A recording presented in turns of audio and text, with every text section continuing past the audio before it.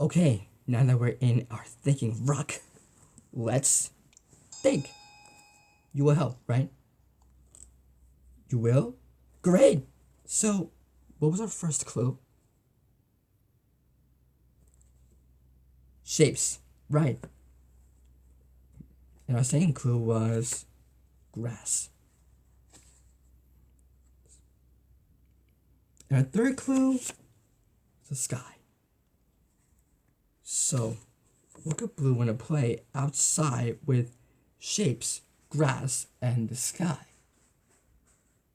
Well, if we're outside, maybe we can sit in the grass and, look up in the sky. Then what could we see?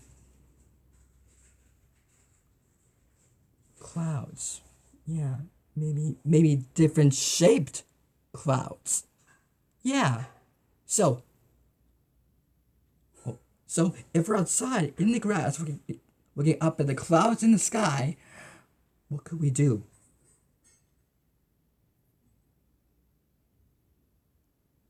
Find shapes in the clouds. Brilliant. Blue, is that what you want to play outside today? The cloud game?